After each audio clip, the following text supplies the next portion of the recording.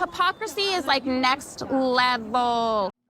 Hey guys, welcome back to my channel. It's your girl, the Brooke Ashley, and today we are here to discuss The Real Housewives of Salt Lake City, Season 4, Episodes 11 and 12, and yes, it's another double recap.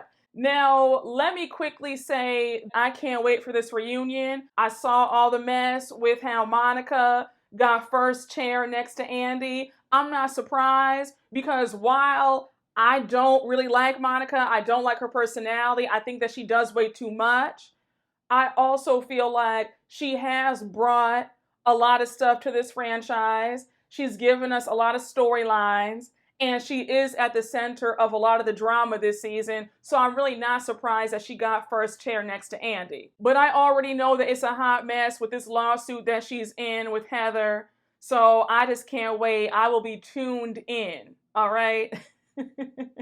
But y'all, I have quite a few thoughts about everybody and everything. So without further ado, let's just jump right on into it because you guys already know that we don't have a minute to spare. So we open up episode 11 with a short scene with Heather at home, and she's on FaceTime with her daughter who's in college in California. So she's telling her all about the book signing, how she had a great time, how she and Lisa have unlocked a new level of their friendship. Lisa was the MC at the book signing, and she says that it felt nice to have Lisa's support. Heather, I'm going to be getting on you several times throughout this recap because it is so evident that you really crave Lisa's validation. And you are just too grown to be this pressed over somebody liking you. One thing about me, my self-esteem's too high for that. My ego is a bit too big to be sweating somebody. You get what I'm saying? Like, of course, I'm friendly to people. I'm good at making friends. Now, finding friends who can be happy for me, that's been another challenge. But again, I digress. And if you've been watching me for quite some time, especially my lives, then you already know.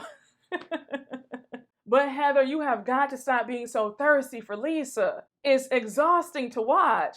And again, we'll talk more about that later on. So now Heather changes gears and she tells her daughter that she wants to host a luncheon for all the ladies and how the luncheon is going to be Mormon themed. And they're going to partake in Mormon activities and they're going to get the real pioneer experience. Now, Heather, let me just stop for a minute because I've been confused for quite some time. For somebody who has denounced the Mormon church, since season 1, you've been discussing how you have broken free from the religion, you don't believe in what they're teaching, you disagree with their teachings. I'm just so surprised that you want to have this Mormon-themed lunch when you've left the religion. There's a part of me that feels like, did you only denounce the church and leave the church for a storyline? Do you secretly want to be back in the Mormon church? Because again, it's just not adding up. If I'm leaving this religion where I feel like it's horrible, they're racist, they're sexist, they're just awful, they don't respect women, there's no way in hell that I would sit up here and talk about, oh, let's have a Mormon-style lunch when I just left the religion. And if I'm being honest, Heather, you've been dragging out this whole Mormon storyline since you got on this show. Can we please get something else? But you know what, though? I will take this over what's going on in Potomac. So now we jump on over to Monica at home, and we see her talking to her oldest daughter, Bree, about Bree's prom plans. So now her daughter goes on to ask Monica if she was a prom queen, and she was like, actually, yes, I was. So Monica pulls out the photo albums. She's showing her daughter how she used to be prom queen. And then we see Monica showing her daughter old pictures of her and her mom and her grandmother and some of the pictures of her family in Bermuda. So now Monica pulls out another photo album and she gets emotional. She brings up how when she was little, when her dad left her and her mom ripped up all the pictures, so she has no idea what her dad looks like. When Monica revealed that, I just said, that's how you know that Linda is good and crazy and selfish. I understand that the mom has ill feelings towards her dad, but that's just really awful that on top of her dad abandoning her, she has no idea what this man looks like. And I have to ask, since Monica's on this show now and she's made waves and now she's famous, I'm curious to find out if Monica's dad has tried to reach out to her now since she has something. So Monica says that she got pregnant with Bree very young and she married Bree's father. And one day when he left for work, she saw that her daughter was playing with a bag of Oxycontin. So she was like, absolutely not. The minute she saw that, she packed them both up and said, shout out to everybody, I have fun. Oh! Shout out to everybody, I have fun. I gotta be good.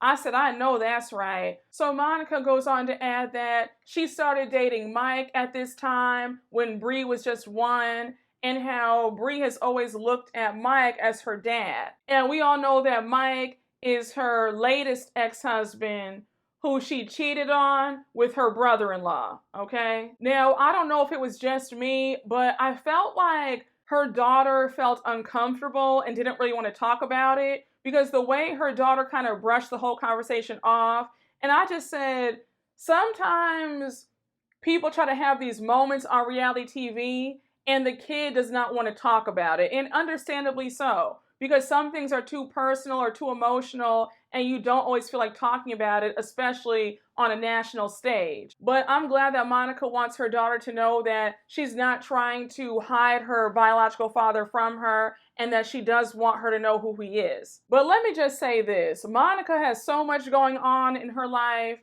I will not be surprised if she's on this show for a good 4 or 5 seasons. She's going through a divorce, a lawsuit with one of her castmates. Now the whole group is icing her out. Then you have the mama drama. So I'm like, yeah, Monica's gonna be on this show for a little bit. Now, am I happy about that? Not really, because you guys know how I feel about her. But overall, I guess it's good for the show. So now we jump over to Heather at home. And she's having Lisa over. So Lisa pulls up into Heather's driveway. Heather has these boulders that you can't see. So when she's driving, she hit the boulder and the boulder like messed up the side of her Porsche. And Lisa was like, oh my gosh, what was that? Did that just crack my Porsche? Like, oh my goodness, I didn't even see it. This is crazy. Lisa was definitely a good sport about it because I would have been pissed. And Heather was so mortified when Lisa told her what happened. She was like, wait, oh my gosh, I'm so sorry. She was like, I'm going to need a GoFundMe to pay for Lisa's car. I'm not going to hold you guys. This scene had my mouth watering. I love Wendy's, especially the spicy chicken nuggets. So when I saw that Heather had a full spread of Wendy's cheeseburgers and fries and the spicy nuggets just for Lisa, I was salivating. Like, I'm salivating right now. Like, I'm probably going to order some Wendy's after this recap. And shout out to Lisa for the Wendy's endorsement, because not only is that a nice coin, but the fact that she gets free Wendy's, she is definitely living the dream. I'm in a really silly mood today, so don't mind me. And Heather, while I love the fact that you went all out and you got all of Lisa's favorite foods, I just feel like you've got to stop with all this kissing up to her. Please, it's enough. When you were like, oh my gosh, I hope you enjoy. I got all of your favorite treats because we're just 2 best friends hanging out. I'm like, Heather, please. You and Lisa are in a good spot right now. She said that she likes you and wants to be your friend.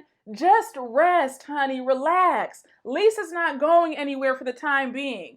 I need you to calm down. So Lisa's thrilled. She has a cheeseburger, some spicy nuggets, some french fries. She's good. So she's like, I'm really loving the space that me and Heather are in. We are definitely in a new phase of our friendship, and I love the fact that she has all my favorite treats. I love Wendy's. She has my favorite pastries from my favorite bakery. I just love Heather right now. So as they're sitting in Heather's living room eating Wendy's, Heather brings up that she wants to go on a girls' trip and she wants to go somewhere tropical. Now remember, because of Jen Shah and all of her antics and all her legal issues, they weren't able to leave the country. That's why Salt Lake City has yet to have an international trip. So I know they were excited to finally go somewhere that involved passports because Jen Shah is gone.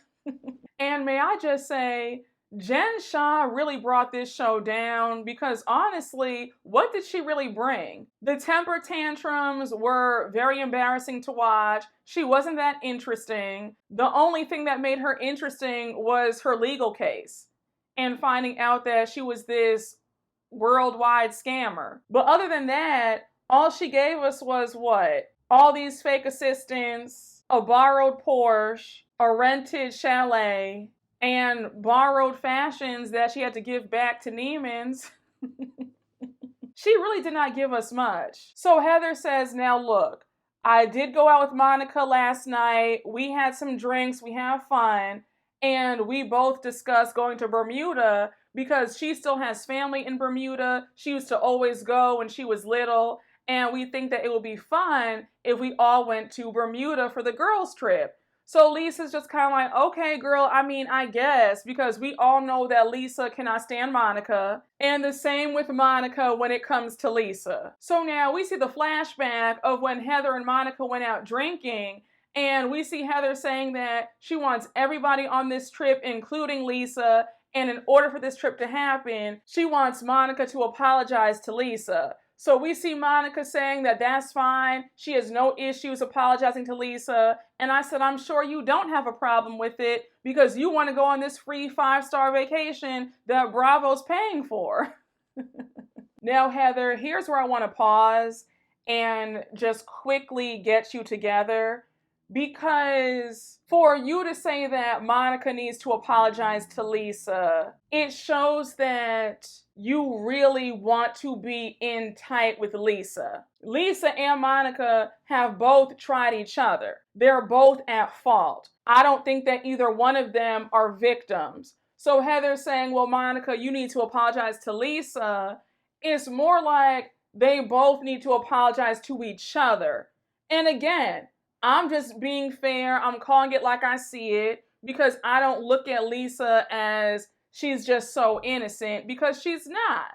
She has a hand in this drama with her and Monica because she's still offended by Monica calling her materialistic. And I get it. That's fair. But it's just a bit, I don't know what the word is, but I just feel like Heather is going overboard trying to prove that she's just so loyal to Lisa. So now Heather goes on to say that, yeah, I told her to apologize to you, and I'm sure she'll make things right. And Lisa's like, honestly, Heather, I really don't care. I really don't need an apology from her. I'm just over it. But I still stand by my theory that Lisa and Monica both trigger each other in different ways.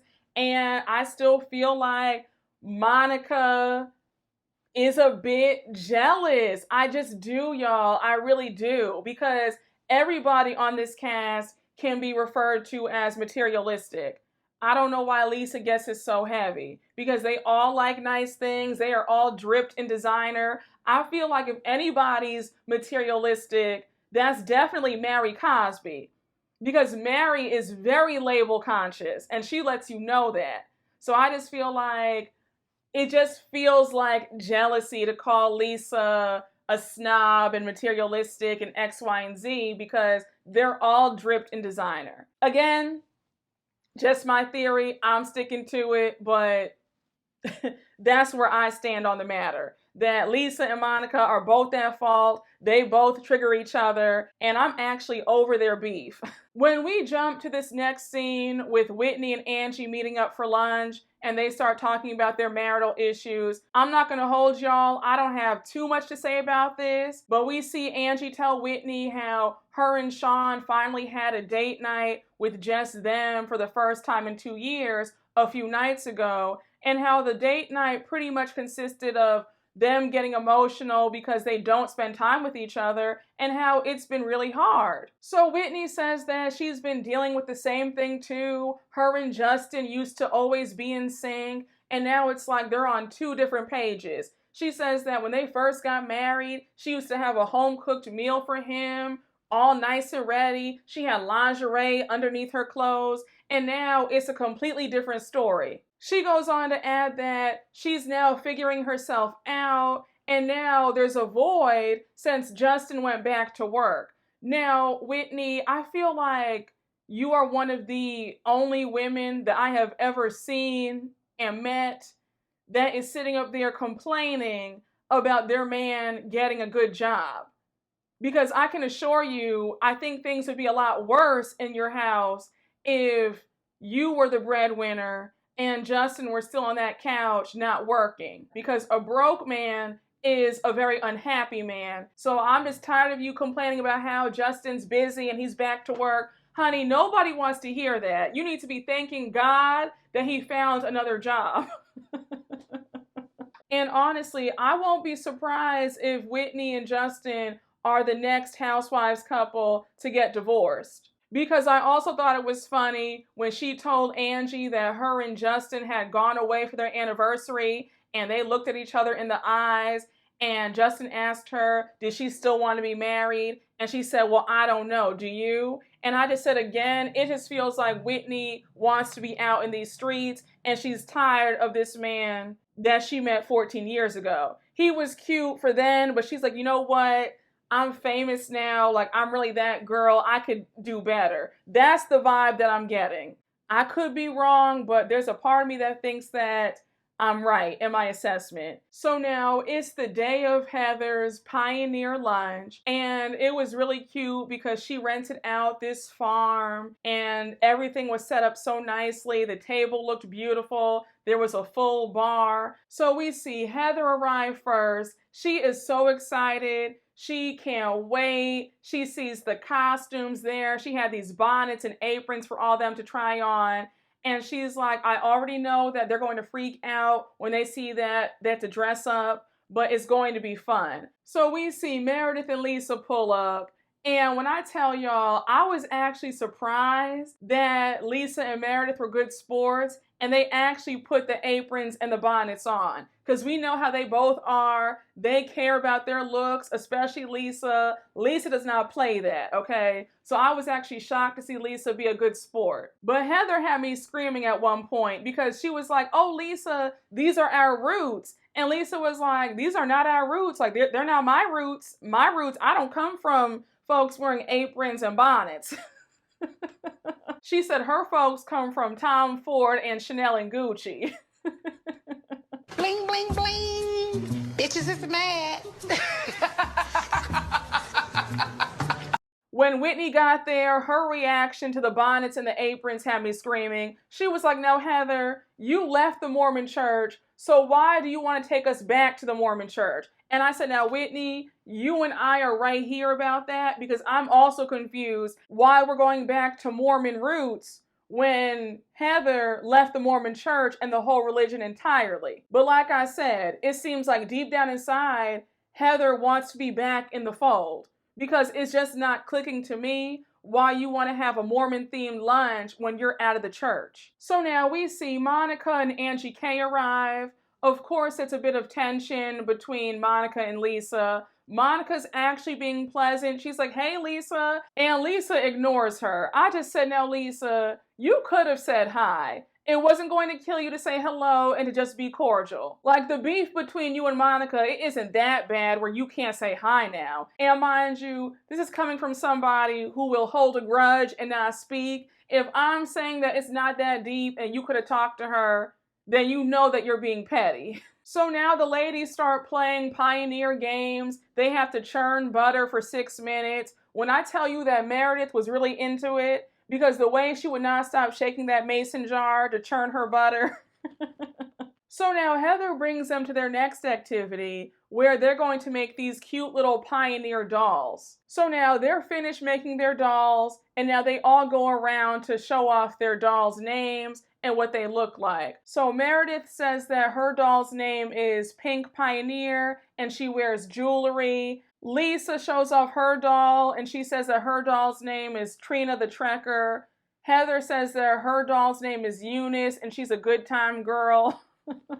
I forgot what Whitney and Angie K said about their dolls, but now it's Monica's turn, and her doll's name is Molly Mormon, and she wears a scarlet letter to remind all the good Mormons that she's the black sheep who deserves to be accepted into the fold. And I was like, here's where I get irritated with Monica, because it's supposed to be a fun day. It's a cute little fun activity. There's no need to tie in your personal drama to this little doll that you made a few minutes ago. And they were all looking at you like, girl, way to bring the mood down. So now it's time for them to sit down and have some lunch. And when I tell you that food looks so good, and you already know that my mouth was watering, and it is watering again as we speak, because they had ribs, baked macaroni and cheese, cornbread, and I just said, Heather knows how to have a spread. But Heather says that this is some good old-fashioned Mormon pioneer comfort food. And I just said, girl, that's soul food, but okay. Now, I love Angie's dedication to reminding us every single episode that she's Greek, because she was like, and I thought that Greek food was delicious, but this is just so good. I love Mormon food. And I just said, Angie, baby, we have not forgotten that you're Greek. I love that you're Greek. But like I said, sis, we haven't forgotten. We know.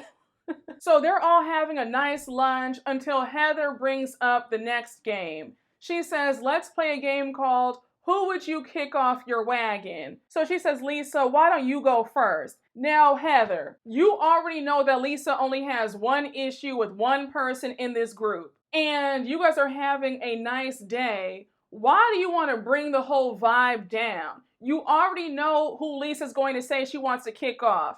And also, Heather, here's where I get irritated with you, because you like to play dumb. You knew good and well that this game was going to bring a whole bunch of mess and ruin the whole entire day. Why would you even think of a game like this in the first place? I just don't like how Heather wants to act like she's this perfect victim and she's just so naive and so sweet, when really she likes the mess. So Lisa says, well, since I'm a big supporter of women, I would keep everybody, but I would throw off one person, the one who's the nastiest towards women, and that's Monica. The minute Lisa said that, Monica starts going off. They're going back and forth.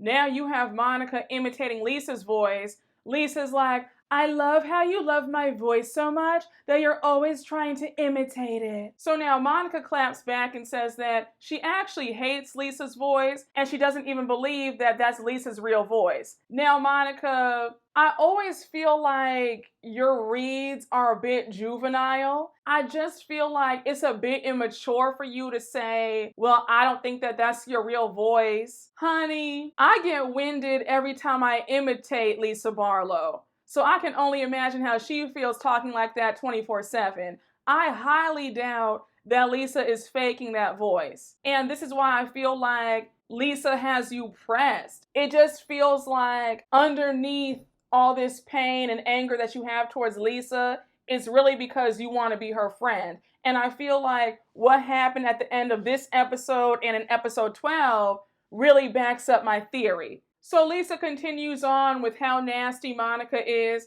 and Monica's like, you know what's nasty? Saying that a person's parent doesn't want them. So now Lisa says, anybody who could refer to their own mother as Ted Bundy, that is not somebody that I want to be friends with. Ted Bundy would take people's lives and then decapitate them and then eat them and then have sex with them. So again, that's really, really gross and nasty. So now Monica starts screaming that Lisa's ugly and nasty on the inside. And I just said, again, Monica, you need to step it it up with the reads because that is just so middle school. So now you have everybody trying to calm them down. Heather says that Monica looks crazy. Now you have Angie stand up. She's telling Monica to be quiet and she throws a glass. So Monica says that the hypocrisy is real and now she starts crying because she feels like she's being ganged up on and that they're all against her. So now we see Heather and Monica walk off to the side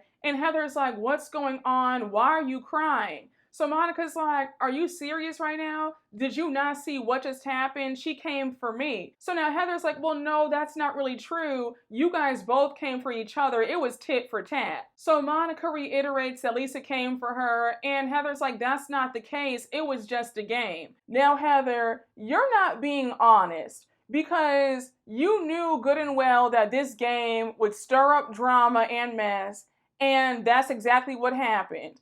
You're being a bit disingenuous to say that what happened is not what happened because Lisa did come for Monica first. And if I can be objective about somebody that I don't like that much, then surely you can't sit up here and play dance like you can't understand why Monica is upset. Heather, be honest. Lisa did start it with her answer. Her answer was harsh.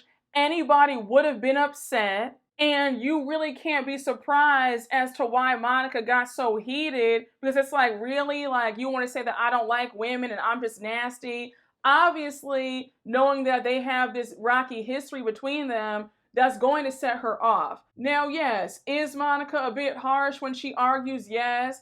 Is she a bit juvenile and immature with her reads? Absolutely.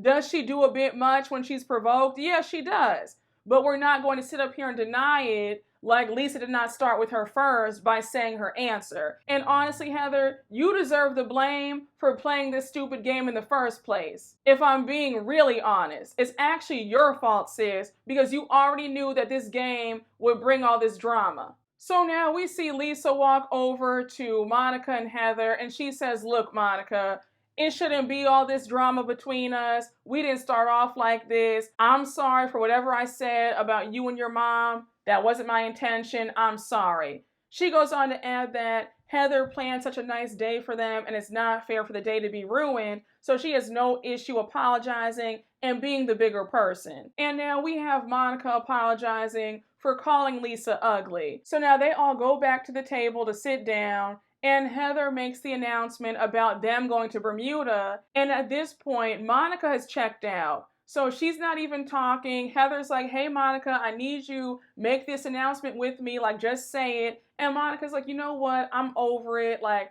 I don't even want to go on this trip. And Heather's pissed. Heather goes on to add that Monica's being a buzzkill and she just can't believe how Monica's acting. Now, Monica, I was a bit surprised that you were that upset at what happened at the table because this isn't your first blow up in this group. We've seen you go at it with Angie K when you guys were in Palm Springs. You've gone at it with Lisa multiple times and then you just, you cheered right back up. And also, Lisa apologized to you. I thought that's what you wanted. So I was surprised that you were just this upset. And also all that talk about, oh, I don't want to go on the trip anymore. I'm over it. I said, Monica, you know good and damn well that you are not passing up a free 5-star vacation. So we can stop that right now. So we end episode 11 with everybody being excited about going to Bermuda except for Monica. And now we see Monica in her confessional saying that now she understands why Jen Shah never had a nice word to say about Heather or Lisa. Now I just said, Monica, let me just clock you real quick, okay? Because that has to be the biggest joke of the decade for you to now want to take Jen Shah's word on anything. Jen Shah was a miserable woman who talked about everybody like dogs. So if she was talking about Heather and Lisa, then imagine what she was saying about you. I said the same woman who lied about her finances and scammed the elderly for years and was an overall liar and a fraud. You want to believe what she has to say? And you were just bragging in episode 1 about how you were a witness in her case and you helped to put her away. But now you want to say, oh yeah, that's why Jen Shah was saying all this about them. I get it now. Girl, stop. And you should be embarrassed to even say that out loud. What did she do to make you think that she's like that? Oh my God, Mary, how many carats? Oh, this is the new Chanel. Oh my God, I love that. I love that. And she tells you nothing about herself in the meantime. And then the rest, she's on mute. Now we open up episode 12 with Heather over at Angie K's house. And one thing about it, Angie K has a gorgeous home. I mean, that view, just beautiful. And I love how Angie always has a proper spread when she has guests over. That's how you do it. Angie, when I come to SLC, I'm gonna hit you up and I'm gonna come over for a cute little lunch. We'll just talk, have a cute little key. I'll bring some champagne over. You can make a nice spread. I will be there with bells on. If you would have told me that I would have ended up liking Angie K a lot, I wouldn't have believed you. So Heather and Angie start talking about Pioneer Day, and you have Heather playing dumb like she always does, and she's like, I just don't understand where things went wrong. And I said, now Heather, you really want to play this game? It was that stupid who would you kick off the wagon game that started the whole entire fight between Lisa and Monica. What are you saying? Had you not played that game, I'm sure you guys would have actually had a really nice time. So Angie says, well, I think it was the game and how Lisa answered the question. I think that's what set Monica off. So now Angie goes on to say how Monica always hits below the belt when she gets angry. She fights dirty, and that's always her MO. So Heather agrees and says that Monica was super upset and she got super weird and how it was a complete buzzkill. Then she goes on to say in her confessional that she's noticing that Monica is very moody and how her behavior reminds her a lot of Jen Shah. And while I do see some similarities between Jen and Monica, I do think that Heather is full of it because once again, why are you trying to pretend like you can't understand why Monica got upset with Lisa? The game was messy, Heather. Heather likes to throw rocks and hide her hands as well. And she's very good at it, I have to say. But Heather likes to pretend like, oh no, I'm just, sweet little Heather, I'm just this former Mormon girl, not me. I wouldn't do that when she loves all the drama and all the mess. And also, Heather, I'm not really here for all this. Oh, she reminds me of Jen Shah and I've been burned by these personality types before. Because, girl, you were good and grown when you and Jen Shah became friends. And the fact that you allowed her to play in your face and curse you out for years, that's on you. That's nobody's fault but yours. Because there is no way that another grown person who I consider a friend would be dogging me out like that. That's not happening in this lifetime or the next. So if you want to blame anybody, blame yourself for having low self-esteem to allow piss poor treatment. Because I told you in the earlier seasons that I would have cursed Jen out a long time ago and I would have ended that friendship immediately. She would have had one time to curse me out. So now Heather says that she's worried about this trip to Bermuda and she doesn't want it to be like Pioneer Day Part 2. And now Angie says that she thinks that Heather should call Monica up and settle things before they go on this trip. And I said, now, y'all know that we've been watching Housewives for over a decade now, right? We know that whether or not people are beefing or arguing, they are still going to go on the cast trip. So I don't know why Heather's being so dramatic about this. Like, oh my gosh, I just don't want this trip to be canceled. You know good and well that whether Monica goes or doesn't go, you guys will still be in Bermuda. So Heather says that she plans to address Monica when she sees her at Meredith's jewelry event.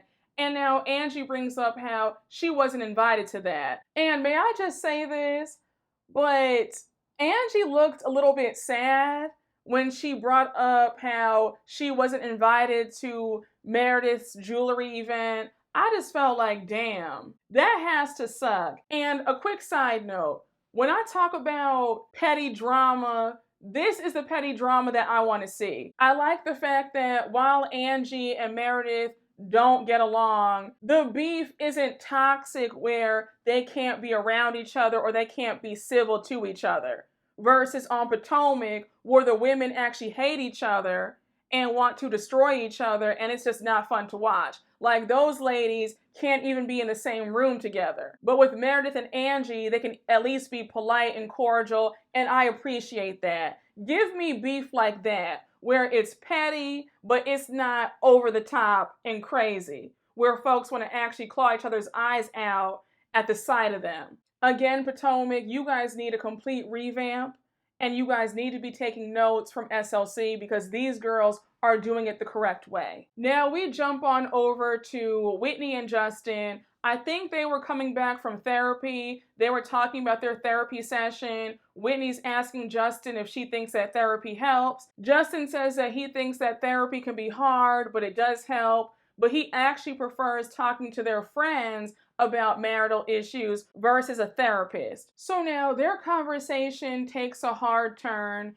because Whitney reveals that she just got a text message saying that her best friend Sherry has been intubated.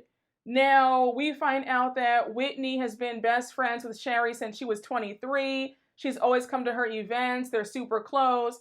And we find out that Sherry has been fighting cancer. And Sherry believes that death is around the corner. So Whitney's like, it's a really tough thing because here we are having our issues, but in the grand scheme of things, it's all very trivial. And one thing about it, when you go through a loss of a loved one, it really puts things in perspective. And you could tell that Whitney was super emotional that her friend was about to pass.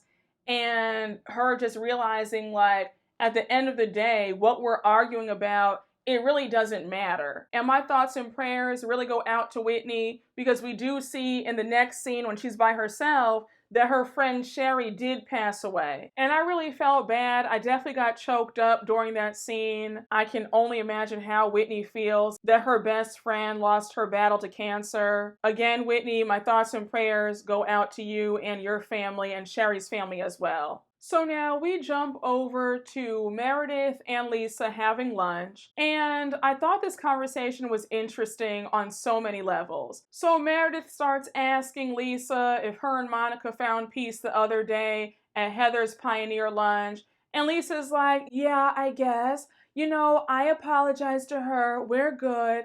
Honestly, my whole thing with Monica is that it's frustrating to talk to her because the conversations don't go anywhere. And her saying stuff like, you're ugly, or fix your face, or you need Botox. I mean, who speaks like that to other women? I'm in a different stage in my life, and I've never said anything like that about another woman. And honestly, if I wanted to, I could say a lot of stuff about Monica, but I choose not to because it's just low-hanging fruit. And I said, Lisa, we all know that you want to call Monica broke. Just admit it, girl. You want to call her broke one good time. That's the low-hanging fruit that you were speaking of. With your broke ass. But Lisa, here's where I have to just gather you for a moment, because for you to say that you would never speak like that to another woman and how you're all for women and you're all supportive, that's not really true. Because that hot mic moment in season 2 where you were bashing your former best friend Meredith Marks, saying that she's a big whore, she slept with all of New York City, and how they don't have money and they're annoying, that's not exactly women's empowerment. So for you to say that, well, I would never say that about another woman, that's just so rude, who does that? You actually have. And what you said, in my opinion, was a lot worse than what Monica said about you. So please don't act like you're so above anything, because you're really not. You can get petty and low down just like everybody else. And you proved that in season 2 when you went off on Meredith. So now they change gears in the conversation, and now Meredith starts asking Lisa for some clarity. She's like, By the way, I just have to ask you, did you tell Angie that I threatened her? Lisa denies it. She's like, no, I just said what you said, that you know things about Sean. That's all I said. I never said that you threatened her. So Meredith is like, okay, cool, I thought so. The only reason why I asked you is because when you were talking about Monica, it made me think about the whole Angie situation. So now Meredith and Lisa get into it because Meredith brings up how there are rumors about everybody in this group, and now Lisa's like, yeah, I know, but when it comes to other people's marriages, I don't like that. Like, it's very icky to me. And again, I don't want any parts of any of that conversation. So we see Meredith upset at what Lisa's saying. She says that she's disappointed in Lisa because they made a pact that if they have issues with each other, they'll talk about it one-on-one and not with other people. Now you have Lisa going on saying that all this stuff that happened regarding Meredith saying that she had all this info and dirt on Angie and Sean, it was very triggering to her because of what happened to her last year. Meredith was not here for it. She said, girl, I'm sorry to hear that. I'm sorry that you were triggered, but we're not going to do this. So Meredith calls out Lisa being a hypocrite, and she says, what you're telling me about you and Monica is pretty much the same thing as what me and Angie are going through. She's playing victim to your reaction to her, and Angie is playing victim to my reaction to her, and that's called manipulation and gaslighting. I, for the life of me, cannot figure out why does Meredith hate Angie so bad, because I do not remember their argument at the reunion being this deep for her to be this angry. I feel like Meredith's anger towards Angie K, it's a bit disproportionate to what actually happened, because a lot of you guys are confused about why Meredith hates her so much. I'm now confused. I did not think that their problems were that deep that they couldn't solve them. And I love Meredith, I'm a fan, but I'm getting a bit bored with this whole beef that she has with Angie because, again, I don't understand why exactly she hates her so much. Did something happen off camera that we don't know about? Is that what it is? But if so, somebody let me know down in the comments because, yeah, I'm confused at this point. So Lisa says that what she's going through with Monica is not the same as what Meredith is going through with Angie. She says that Meredith is being deceptive while Monica's being a bitch to her. Meredith and Lisa still go at it. They're not seeing eye to eye. And now Lisa brings up how she just wants to talk about them and their friendship and how they're trying to get better and how she decided to pump the brakes on their friendship after Palm Springs. So the minute that Lisa said that, Meredith was pissed. She was like, wait, what do you mean you had to pump the brakes on our friendship? Like, girl, are you serious? So now Meredith wants to know, did Lisa have to pump the brakes with her friendship with Angie? And I just said, you know what? This is why I wasn't the biggest fan of Meredith and Lisa making up, because they still have a lot of issues that they need to take care of. And I feel like they rushed back into this friendship because obviously they're still not seeing eye to eye. There is still lingering tension. And I think that they're better off just being acquaintances at this point. I don't think that they're going to ever be able to get past what Lisa did in season 2. I think that them trying to rekindle this friendship is a lost cause. But all in all, this conversation did not go well. Meredith goes on to add that she's not the one bringing all the drama or the tornado, it's actually Angie, and how karma comes back around. Now we jump on over to see Mary and Monica hanging out, and I was shocked that Mary invited Monica to her house. We know how Mary is. Mary's very particular of who she hangs out with, and I was very surprised that Monica, a brand new friend to this group, is now at her house. Then Mary must actually like Monica a lot. But it's very clear that Monica is not trying to get on Mary's bad side. So they sit down. Mary offers Monica some carrot cake. Now, Monica, why would you even ask Mary if she baked the cake? You know she did not. I don't even think that Mary cooks. And I have to say, Mary looks really good in this scene. I love this new blonde wig that she was sporting. I said, yes, Mary, keep this one. It was laid perfectly. So Monica's asking Mary how she's doing. Mary says that she's trying to keep her sanity. And Monica says, girl, same here, because I almost lost my mind. Lisa is just relentless. She just won't stop. So now Mary's like, well, I get that, but it's the both of you. Like, you guys both go at it. And again, in this situation between Lisa and Monica, nobody's innocent. They're both at fault. So Monica, I don't want to hear all this, oh, Lisa keeps coming after me. Baby, you guys both go at it, okay? You have a slick mouth. You get on her. You talk about how she needs Botox and a facelift. She has wrinkles. Like, girl, you're not innocent. So Monica goes on to say that she still believes that Lisa's angry at her for calling her materialistic when they were in Palm Springs. So Mary's like, well, why do you think that? So Monica starts imitating Lisa. She's like, oh my gosh, Mary, I love your Chanel. I love it. I love it. I love it. How many carats is that? And I have to say, Monica does a nice Lisa impression. And you guys already know how I feel about their beef. I think that they both trigger each other. Yes, Lisa is materialistic, but I also think that Monica carries resentment and some jealousy that she can't live the way Lisa does. That's my stance. I've been saying that since, episode 4 or 5, and it's episode 12, and I'm still saying the same thing. So Monica goes on to say that she plans on apologizing to Lisa and moving forward. And now you have Mary trying to give advice, talking about, I don't want you to hold grudges. Holding grudges are bad for you. It's not a good look. And I said, Mary, why don't you take your own advice? Mary is very vengeful and mean and harsh and blunt. But yeah, she wants to talk to somebody else about, oh girl, just, forgive and forget, move on, be cool. It's not that deep. I said, okay, Mary. So why don't you forgive Whitney then? And also, I'm so tired of people acting like because you hold a grudge, then that means that you're just so consumed by anger and unforgiveness. That's actually not the case. Because trust me, I can hold on to a grudge forever. I have told you guys that. I am the queen of holding a grudge. And I feel no ways about it. It's not like I'm thinking about it every single day. I still have a great life. I feel good about myself. I'm a happy person. I love myself.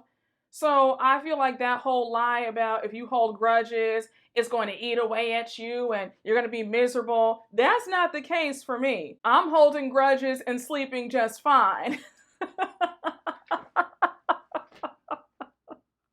Now, am I proud about this? No. I'm just being honest, okay? We all have our flaws and our weaknesses. Forgiveness and me, we just don't see it for each other.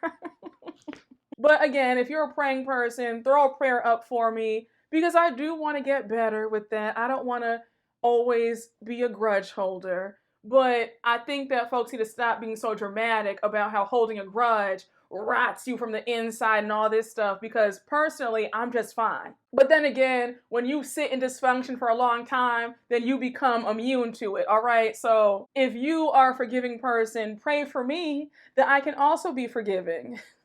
I don't have too much to say about the short scene with Lisa and John taking Jack to the missionary store to get some clothes before he goes off to Colombia. It was a cute scene. You can tell that Jack is so over Lisa and he's ready to go. Now, I was shocked to find out on Twitter that Jack's visa had not gotten approved yet. So he still had not gone on his mission. Now, I did see that during the episode, Lisa revealed on Twitter that he was actually leaving to go on his mission yesterday. So he is finally in Colombia. But I was shocked to find out that there was a holdup with him going to Colombia. I said, what? We spent all this time talking about his mission and he's just now leaving for his mission at the end of 2023?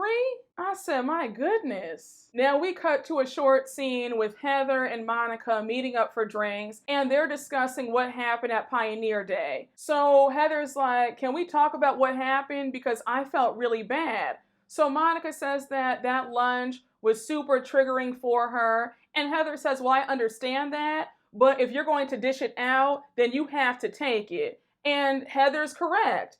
Monica If you want to sit up here and call folks ugly and this, that, and the third, you can't be upset when people get on you. But I do respect the fact that Monica is able to own up to what she does. And she's like, you know what, you're right, that's fair. So now we see Monica apologizing to Heather. And she says that, again, she's so sorry that she let Heather down, especially when it came time to them bringing up the whole trip to Bermuda. So Heather accepts Monica's apology, but we see her in her confessional say that there are warning signs going off and alarm bells when it comes to Monica because she does have a dark side. And I just said, now, Heather, if you could stand by Jen Shah, who was dogging you out and cursing you out and calling you everything but a child of God, then surely you'll be okay if you're around Monica. I don't want to hear all this, oh my gosh, I have warning bells going off and it seems like a red flag, because Miss Mamas, you sat up there and took all of Jen Shah's abuse. Now, mind you, when Heather and Monica met up, it was a few hours before Meredith's jewelry launch party. So when they leave, they're both going straight to Meredith's event. So now we flip to Meredith arriving to her event, and she has her son Brooks there and Seth is there. Now, I think that Meredith's new line is pretty. She says that this is her mid-range collection.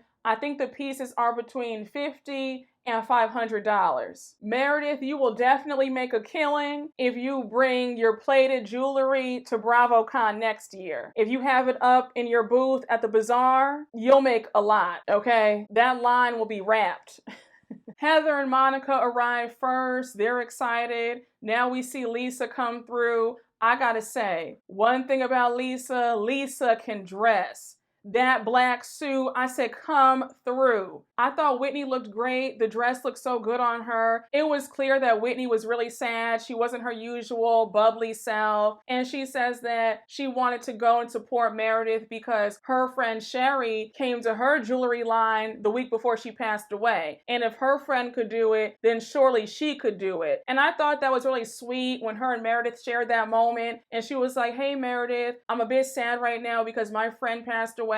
And Meredith was super touched that Whitney came despite it all. And one thing about grief, you don't know how you're going to feel from minute to minute, you know, from day to day. Sometimes you want to be out. Sometimes you want to be in the house just by yourself. So the fact that Whitney wanted to get out and be around everybody, that really spoke volumes. And I have to say, I was really happy to see Whitney and Meredith in a good place. Like, they've been at odds with each other since what, like season 2? So to see them finally come full circle and be cool, like that really made me happy. So here's where things start getting a bit tense and where things start going a bit downhill between Lisa and Whitney. Heather goes up to Whitney, gives her a big hug, offers her condolences, and now we see Lisa walk over to them, and Lisa is super bubbly. She is giving Heather a hug, and she doesn't really acknowledge Whitney. And I don't think that she did it purposely. I just think that Lisa wanted to give Whitney space because, again, everybody handles grief differently. And I just feel like Lisa did not mean anything by it, by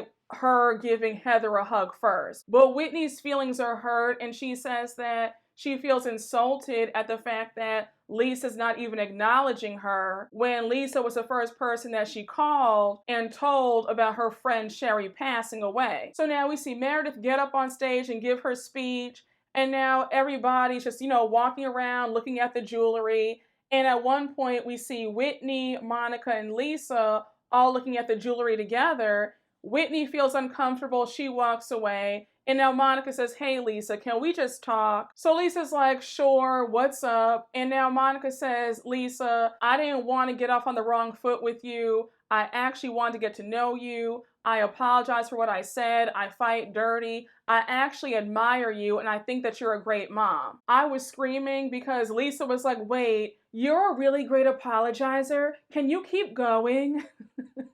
I said, when it comes to Lisa, all you have to do is stroke her ego a little bit, flatter her, and pay her some compliments, and she's yours. So now they start chatting and joking around about Jack's mission and how he's going to Colombia. Monica's excited because, remember, Monica's half Portuguese and half Colombian, and she thinks that it's exciting that Jack's going to Colombia. So now Lisa's like, look, we're great, we're good, we're fine. Let's just move on and move forward. And I said, thank you, God, because I could not go another episode with Lisa and Monica at each other's throats. But then again, I forgot about this lawsuit between Monica and Heather, and the whole cast is siding with Heather and not Monica. So this whole little short-lived reunion with Lisa and Monica is going to go downhill because now Lisa's not even checking for Monica because of what she's doing to Heather. Season 5 is about to be crazy, and I'm going to be right here with bells on. Now, Lisa, here's where I can't defend you. Because when you walked over to Whitney when she was at the bar, and you were like, hey, Whitney, can we talk about something? I just have a question because I went out to lunch with Meredith the other day. And Whitney's like, let me stop you right there. I am mourning the death of my best friend. I do not have the capacity to listen to your problems and your nonsense. And I love how clear that was.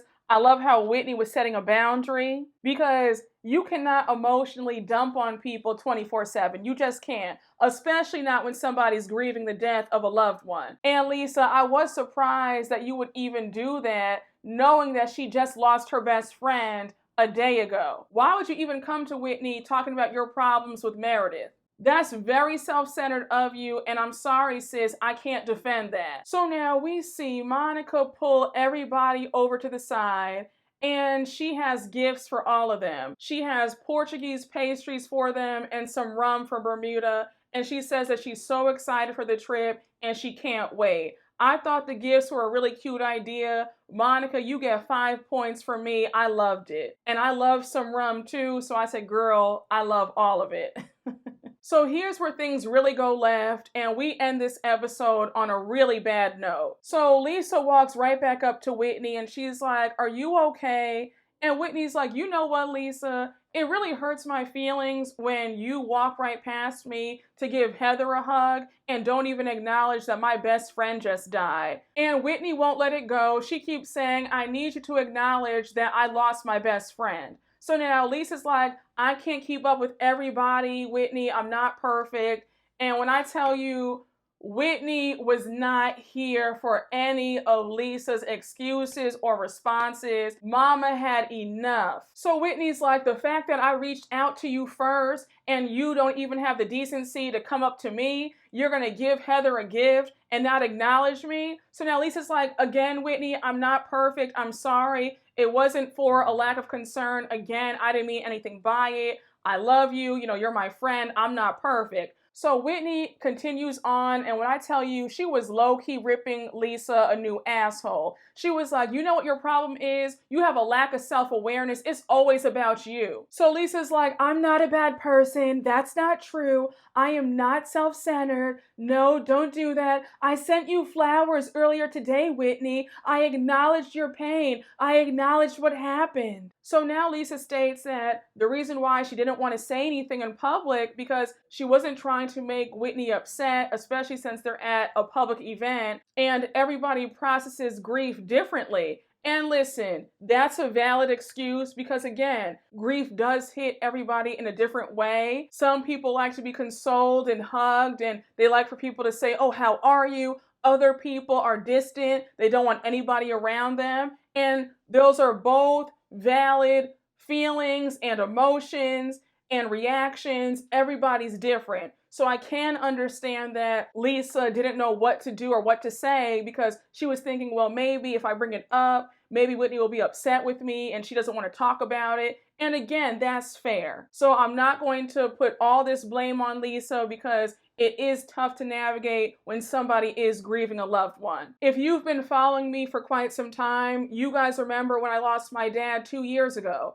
And there are times now where if somebody tries to bring it up, if I'm out, I'm like, I don't want to talk about that. I didn't come outside to talk about grief and my dad dying. I don't want to hear that. And then there are other times where somebody brings it up, I might not mind talking about it. But I think that, again, it's on a day-to-day basis and you just don't know what the grieving person wants to discuss or not discuss. You usually follow their lead. But again, Lisa, it was self-centered of you when you walked over to Whitney at the bar and brought up your issues with Meredith about the lunch that you guys had. that was a complete mistake on your part, because it is a bit tiring being around somebody where they're always talking about themselves. It's always about them. It's their world, and we're just living in it. That does get very tiring. So Lisa keeps reiterating that she sent Whitney flowers and that she does care about Whitney and she is thinking about her. And now Whitney says it just feels fake, and now she storms out. So now Lisa's like, Whitney, come back into the party. I don't want to see you leave. We all want you here. And now Whitney's like, no. She keeps saying how she needed Lisa to be there for her and to be her friend, how Lisa wasn't there, how Lisa always makes it about herself. And at this point, Whitney storms out the party. She's done. And now we see Lisa crying, and she's just so hurt and offended at being called self-centered. And now she storms over to production, and she's like, take this mic off of me. And I said, oh Lord. I said, Lisa's about to go off and call Whitney everything but a child of God. So she wants to make sure that that mic is off of her, like how we caught her slipping in season 2 when she had that mic on and she was talking about Meredith. And I just said, now Lisa, I just need you to be a bit more aware. And while I don't think that you were coming from a malicious place, I really do think that you do care about Whitney. I just feel like you moved the wrong way when you went up to Whitney and you started talking about yourself and your own issues with other women in this group. That just was not the time or the place for it. And I just feel like Whitney in that time, she was already frustrated with you about what happened at her Prism event a week and a half ago. And now with this happening, I think it was just the straw that broke the camel's back, and she just exploded. But again, Lisa, you do need to do a better job when it comes to listening to your friends and just being there and not making everything about yourself. But that's where the episode ends, and next week we are going to see all the women in Bermuda, and I think that this cast trip is where we find out that Monica is suing Heather. And baby, I cannot wait. But y'all, that was my double recap. Thank you all so much for watching. I hope you all enjoyed. And you already know what to do. Please remember to like, comment, and subscribe, and I will see you all later. Bye.